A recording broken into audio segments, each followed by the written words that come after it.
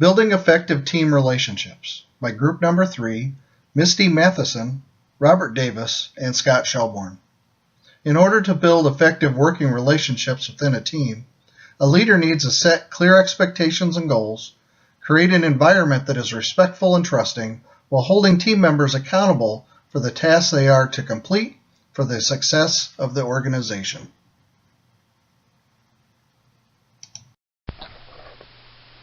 First, genuine teamwork in most organizations remains as elusive as it ever has been.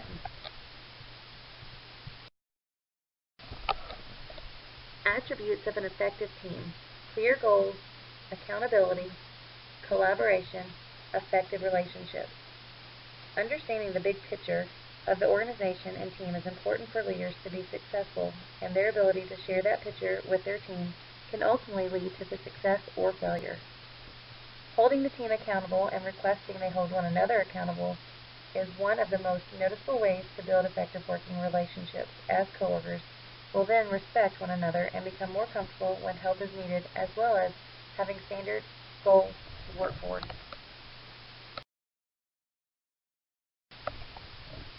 Effective relationships create a successful team. Having clear goals and expectations eliminates any ambiguity in interpretation from individual team members, and also allows the team to work collaboratively as all are on the same page with the same goal in mind.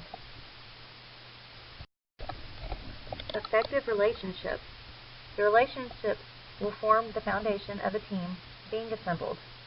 Effective relationships create an effective team, as when associates have a personal relationship with their manager, they are more productive and employee satisfaction is typically higher. Leaders must take time and consideration by selecting team members that fit their project and hold the skills and qualifications to meet the goals. Leaders find people who complement them, balance other team members in temperament and work style, along with a willingness to voice their opinions.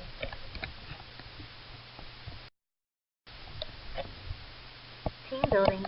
Proven strategies for improving team performance outlines the 4 C's used to assemble and develop high-performing teams. First, the context for the team.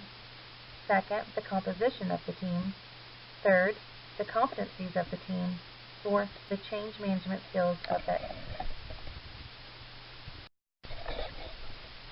Providing feedback is another great attribute for building an effective team.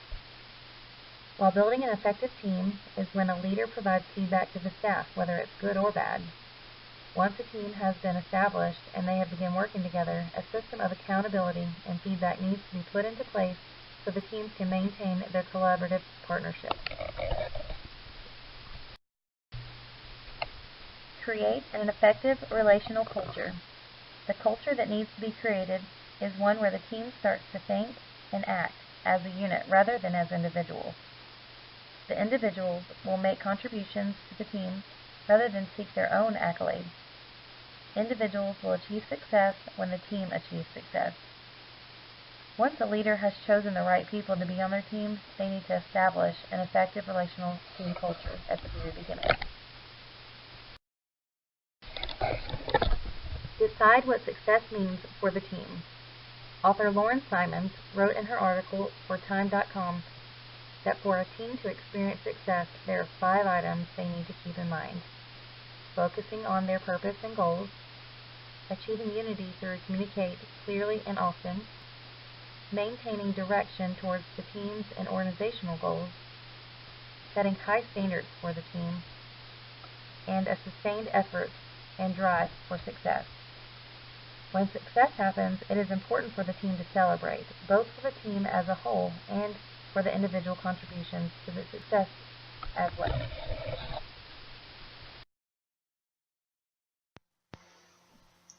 As leaders help foster effective relationship between team members, they need to be consistently helping members to communicate in positive ways, even in the midst of conflict. Effective communication between members comes from the trusting relationships built through working together, experiencing success together, and knowing each other outside of the workplace. Facilitating communication in this way to help with their team's relational dynamics requires intentional effort from the leaders.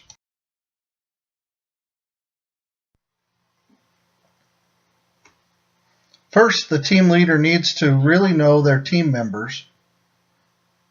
Leaders should know how they work and what their preferred work style is. Knowing this information will help in guiding the team and being more effective communicators. Leaders should also realize when there are problems within the team's relationship and tackle these problems quickly. When leaders pay attention to their team and their relationships with each other, they will be able to improve the team's dynamics. This sort of proactive interaction to help team members communicate will help them to understand each other and support each other. As leaders look at their teams and how they discuss topics and make decisions, they need to be aware of how their teams handle conflict. Author Samuel Bacharach reminds leaders to encourage discussion, but not too much of it. He says, discussion and the exchange of ideas allow for greater creativity and innovation. But he also reminds leaders that discussions can spiral out of control and repeat the same themes, at which point leaders should end the discussion. He encourages leaders to establish a direction and trust the team to follow their lead. Lastly, leaders should encourage opposing views, but beware of obstructionists who shut down the opinions and ideas of others. Healthy discussion and conflict should not be discouraged among team members, but it does need to be guided and directed. Leaders need to be aware of the dynamics of good and bad communication between their team members if they want their teams to be effective. The most successful and effective teams have several defining characteristics. First, everyone on the team talks and listens the same amount of time, and no one team member is allowed to dominate all of the discussion. Team members keep contributions to the point as they actively listen to each other. An outsider can observe effective team members facing one another, and their conversations and gestures are energetic. They do not take on postures that hamper communication. Team members connect directly with one another, not just with the team leader. Because their relationship connections happen at the office as well as during personal time, their effective team relationships directly affect the team's discussions. This fosters members to have side conversations within the team to help make the big decisions and add to the overall discussion. The discussions of effectively communicating teams are enhanced by team members discussing ideas outside of meetings, helping the creative process as well as exploring outside the team to bring information back to the discussion. Each team member has information that the other members may find valuable, and they share this information with each other. Monitoring how a team communicates is an essential task of the team leader. Without effective communication, the team will never fully trust each other, especially when they experience conflict. As a leader builds effective team relationships, they need to understand that if their team members do not trust each other, the team will fail to achieve their potential. Without trust, the team members will not feel supported or heard, and this will lead to broken communications and team failures. It is imperative for leaders to create a culture where team members trust each other. Author Brent Gleason encourages leaders to create an environment of trust at all levels within their organizations. This will help the leader's team feel safe. He said, when the team feels safe and supported, they will do everything in their power to execute their responsibilities and go above and beyond to help achieve company goals. Leaders must trust their team members first, as an example, and then they can expect the members to begin to trust each other as well. To help team members to trust each other, leaders need to take time to encourage team members to acknowledge the value they find in their teammates' work. When they find each other's value through working together, trust will build between members of the team. Leaders also need to be on the lookout for divisions on their team, which can hinder or even break the trust of members. Leaders need to make sure everyone has a voice, and when they feel like they do, it will help establish trusting relationships. When everyone on a team values each other's contributions and feels safe to share their opinion, trust between the team will help them to have effective relationships.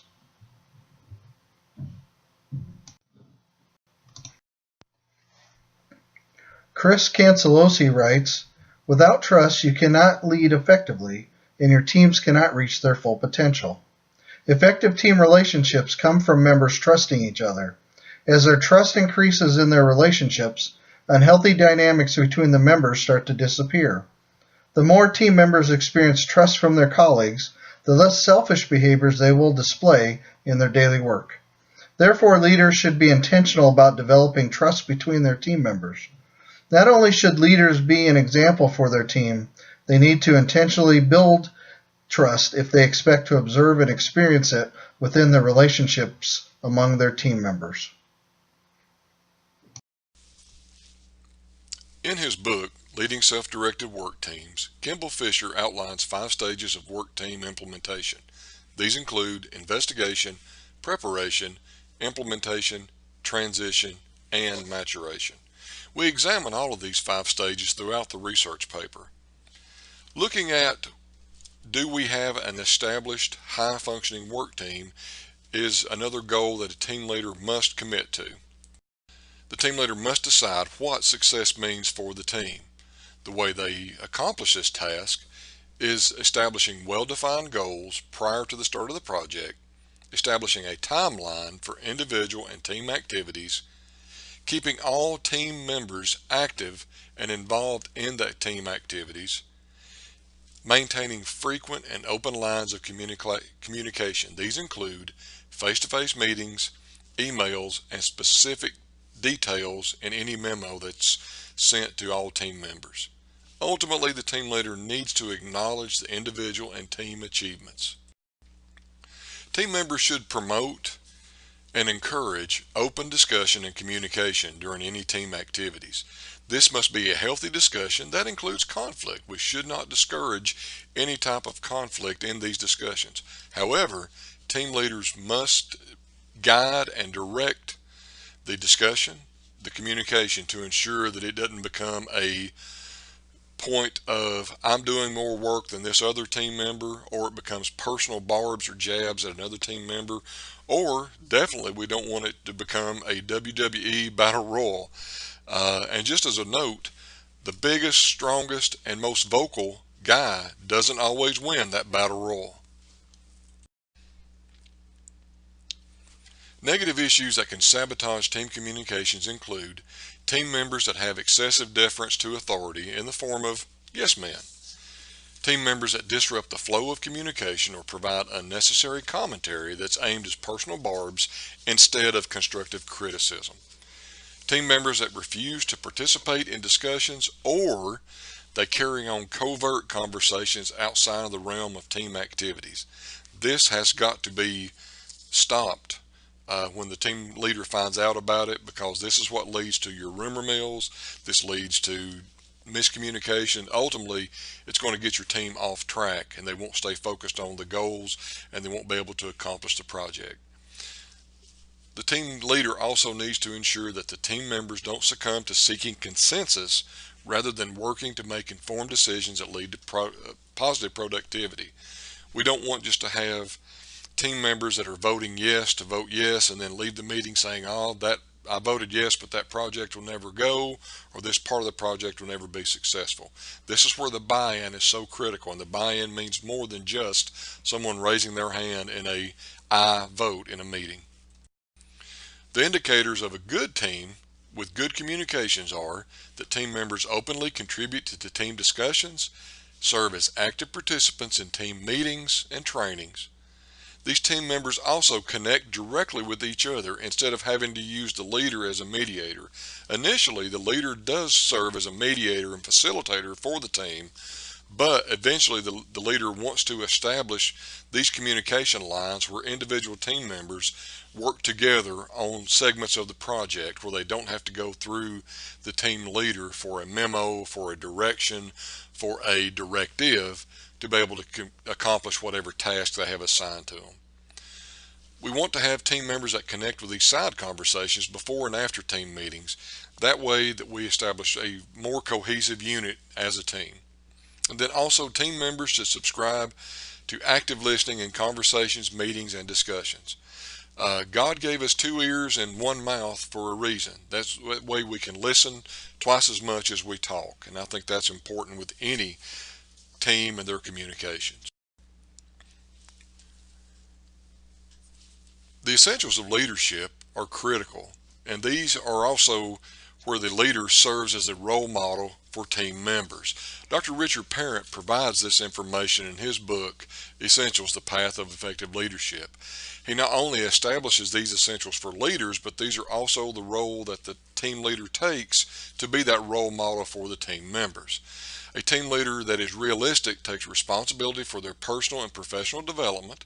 Effective leaders continually improve their ability to make and implement decisions. Reflective leaders know and model the values that bring meaning to their life and advance their organization. And authentic leaders make it a priority to bring their true and best self to life and leadership every day. In his book, Lencioni provides this absolute spot-on commentary. As much as information is contained here, the reality remains that teamwork ultimately comes down to practicing a small set of principles over a long period of time.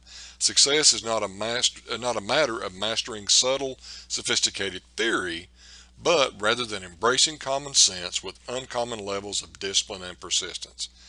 And we felt like that was a critical way to end our statement with our research paper, is defining what really makes the success of it. And we can also break these down into the abilities of successful teams.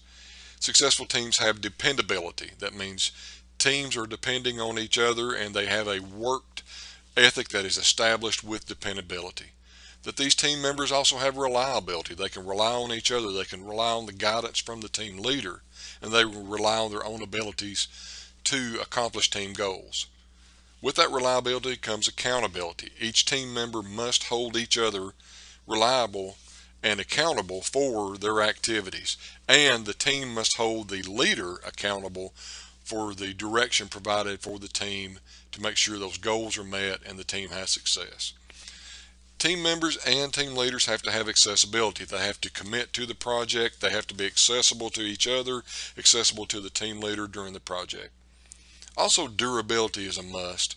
You want the team to survive all of the ups and downs, all of the hard work, and they want to be dedicated to the project and have to be durable. They have to be able to last for the entirety of the project, to see that goal, to start with a goal in mind and also to see that goal at the end. And then if you establish all of these abilities, then you have the predictability of saying there's a very good probability of team success, and you want to celebrate those successes at the end of the project.